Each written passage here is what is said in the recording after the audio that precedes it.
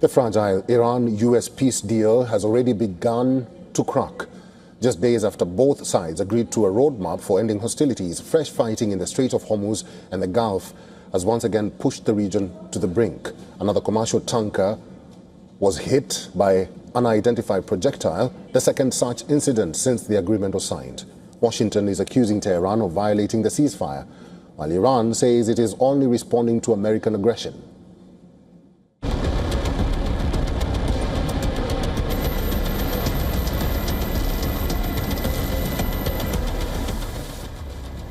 The Strait of Hormuz is once again at the center of a dangerous geopolitical flashpoint. Another oil tanker has been struck by unidentified projectile, with British Maritime Security Agency confirming that the vessel's bridge was damaged. All crew members are reported safe. The latest attack comes just days after Washington and Tehran signed a fragile memorandum of understanding aimed at ending months of conflict. And now, the big and most pertinent question arises. Is the Iran-US Memorandum of Understanding already falling apart?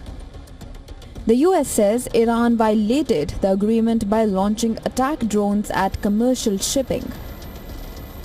President Donald Trump claimed 4 one-way attack drones targeted vessels in the strait, with one drone hitting a cargo ship while 3 others were intercepted by US forces, calling the attack a foolish violation of agreement. In response, the US military launched strikes on Iranian missile and drone storage and coastal radar sites, calling it a direct response to attacks on international shipping. But Tehran has rejected Washington's narrative. Iran says the American strikes were themselves a blatant violation of the peace agreement and insists its actions were purely defensive. The Revolutionary Guards say they have retaliated by targeting American military positions in the Gulf, warning that any further attacks would invite a much stronger response. At the heart of the dispute is the Strait of Hormuz, the world's most critical oil transit route. Iran continues to insist it has the right to manage the strategic waterway and has opposed US demands over freedom of navigation. Washington, meanwhile, has made it clear that it will not allow Iran to control or impose conditions on global shipping. The two countries have agreed to continue technical negotiations over the next 60 days. But with fresh strikes, accusations, and commercial vessels once again under attack, the biggest challenge is no longer drafting a final agreement. It is whether the ceasefire can survive long enough for diplomacy to have any chance. Bureau Report, WION World is One. Mr. John Erath is a Senior Policy Director for the Center for Arms Control and Non-Proliferation. He is now joining us live from Washington, D.C. Mr. Erath, it's good to see you and thank you very much for your time. Quick one, do you think this memo is just for optics? I think that both countries, both the U.S. and Iran, have a strong interest in a lasting peace and have strong motivation to do what is necessary to achieve such a peace. It's more difficult, though, than a simple memorandum of understanding can cover, and so it's going to be hard work ahead. But why do you think it's going to be hard in the months to come? Because the United States is confident about their demand. Iran is also confident about their demand. What could go wrong? A number of things could go wrong. The memorandum of understanding did not resolve any of the fundamental questions.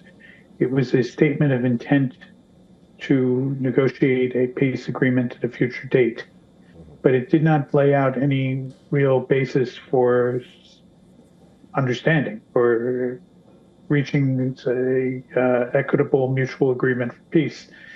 So therefore, the heavy work still lies ahead.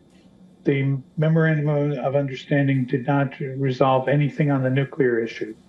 It did not say anything beyond that Iran would not develop nuclear weapons, but Iran already has the obligation to develop nuclear weapons. So it broke no new ground there. And it left aside the tough questions of enrichment, missiles, and other proliferation concerns. So it really doesn't get us anywhere. It is a statement of intent, and that's good, but all the work still lies ahead.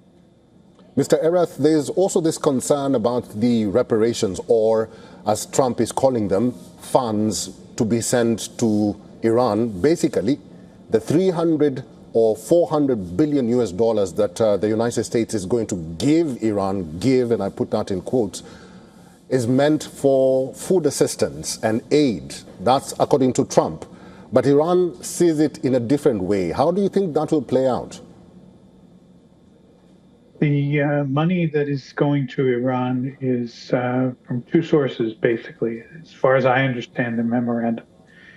The first is Iranian money that was frozen in Iranian accounts overseas as part of the sanctions. So that's money that Iran already has, would be allowed access to. The second is an investment fund to be largely paid into by the Gulf states. So it's not so much a question of the U.S. giving Iran money, but Iran gaining financially some resources that it already has and some additional resources whose origin is still somewhat unclear. There's also another problem, and that is Lebanon and Israel, because they signed a trilateral agreement, but now that deal has been breached because Lebanon says that Israel attacked southern Lebanon, and Hezbollah says that in order for this deal to work, there needs to be a civil war. Your reaction? It's an enormously difficult problem. Various people have tried to address the issue of Israel and Lebanon and Hezbollah for decades and always failed before. So it's unlikely that there's going to be much progress in the short term. I think the best that can be hoped for is that everybody dials down the tensions and the violence a little bit, and they start to go through the long and difficult process of actual negotiations. All right. Mr. John Erath, it's good to see you. We'll have to end this discussion here. Thank you for talking to us today. You're very welcome.